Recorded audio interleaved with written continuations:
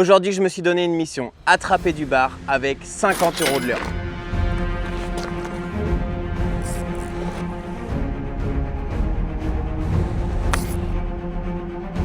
Donc j'ai fait ma petite sélection, je vous en parle juste après. On est sur un spot magnifique en bord de côte et puis on va essayer de traquer les bars. C'est parti. Bon, avant d'arriver au spot, il nous reste encore quelques mètres à parcourir dans les cailloux. C'est important de faire attention quand vous faites ce genre de marche d'approche, d'y aller doucement. Puis de ne pas se casser la figure parce que c'est quand même assez coupant comme caillasse. Bon allez, c'est parti, on vient d'arriver sur le spot, donc je vous montre ma sélection et puis après on part pêcher. Du coup aujourd'hui j'ai pris avec moi deux leurres dures, donc j'ai un surface, un leurre dur qui sera type minnow, j'ai deux lames et puis après le reste ça va être du leurre souple.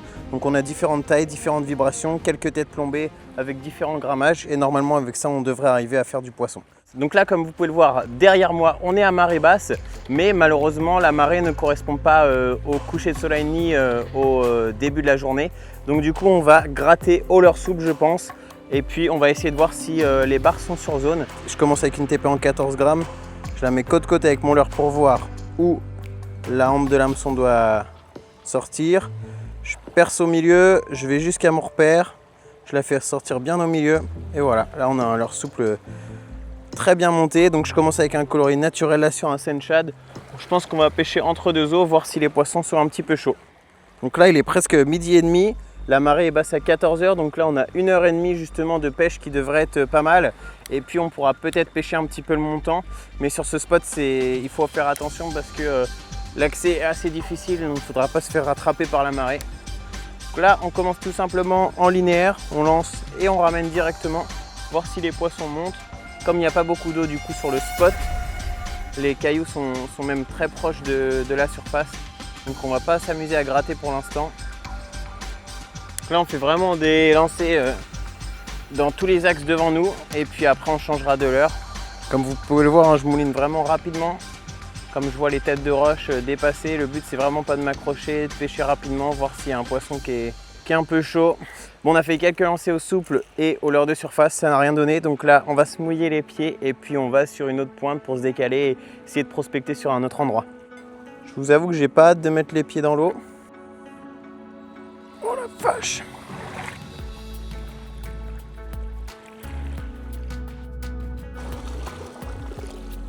Bon les amis, ça n'a rien donné malheureusement et avant de se faire bloquer par la marée, on va changer de spot tout simplement. Nous voici sur le nouveau spot et cette fois-ci on va gratter dans des galets pour essayer de chercher les bars. Donc on commence avec un petit Senshad et puis on va voir ce que ça donne. Donc là ce que je fais c'est vraiment je lance le plus loin possible et je laisse descendre mon Senshad au fond. Dès que je vois ma bannière se détendre, je fais quelques petits tours de moulin et après je le laisse travailler. Comme là c'est un fond avec que des gros galets, j'ai peu de chance de m'accrocher. Poisson. Je sais pas ce que c'est, un petit bar je pense. Trop cool. Bon les amis, c'est pas bien gros, mais c'est validé quand même. Sur un Senshad en 11, avec une petite TPA en 14. Allez boum. Yes! Cette pêche en mer du bord, j'utilise une canne en 10-35 de 2,40 m. Pourquoi 2,40 m? Parce que j'utilise à la fois des leurres souples, mais aussi des leurres dures, donc il ne me faut pas une canne trop longue qui va être trop compliquée pour animer en jerk les poissons nageurs, mais il faut quand même assez de longueur pour pouvoir envoyer suffisamment loin et aller chercher les poissons là où ils se trouvent.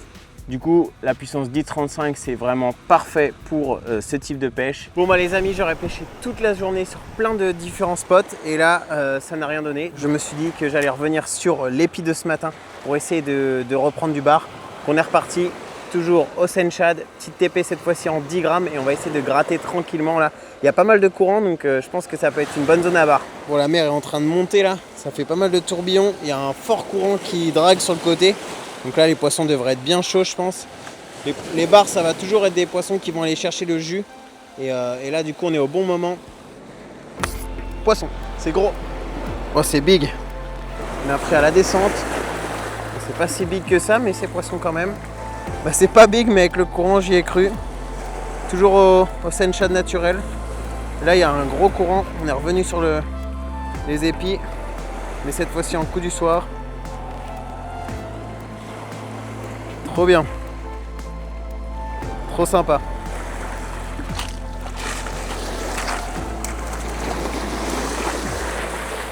Et ça repart, nickel.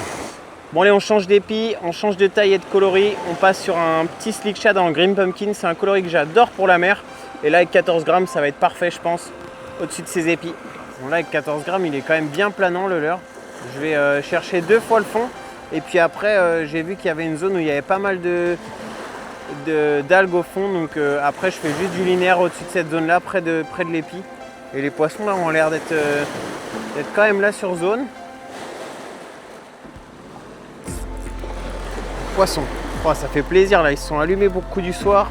C'est encore un petit je pense, mais il a la gouache quand même. Il est plus gros que celui de tout à l'heure.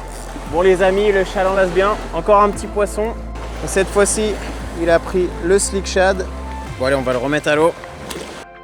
Yes! Du coup l'idée là, c'est comme ce matin. Je pêche un épi, je fais une dizaine de lancers.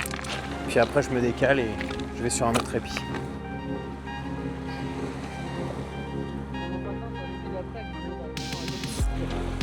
Poisson. Bon, c'est vraiment petit là. Celui-là il est pas gros. Il est pas gros mais ça fait poisson quand même. Ah oui, celui-là il est vraiment pas gros effectivement. Celui-là il avait faim. Il y en a un par épi, c'est un truc de fou.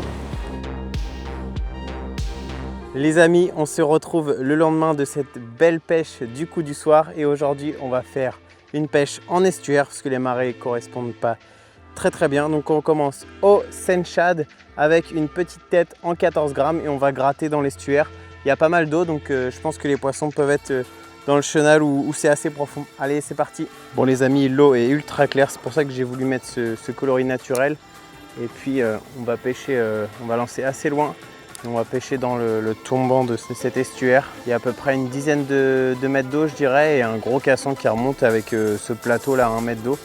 Et généralement les bars là ils sont dans le casson. Oh petit poisson. Cool ça. À la descente. Je pense que c'est un petit bar. Yes. Et oui c'est un petit bar. Il a avalé le Senshad. Oh, oh, oh, oh, oh. Et bim. Et ben voilà les amis. Super petit poisson au Senshad. Une belle touche à la descente là à gratter. Ça fait plaisir. Boum. Allez, on va le remettre à l'eau. Il a des belles couleurs là, bien bleues. Hop là. Allez, trop bien. Bon, du coup, on va insister un peu sur cette zone. On fait quelques lancers comme d'habitude dans tous les axes devant nous. Et puis après, on se décalera de quelques mètres. Bon les amis, ça fait un bout de temps que j'ai pas pris une touche. Donc là, je change de coloris sur mon Senshad. Toujours quelque chose d'ultra naturel avec quelques paillettes.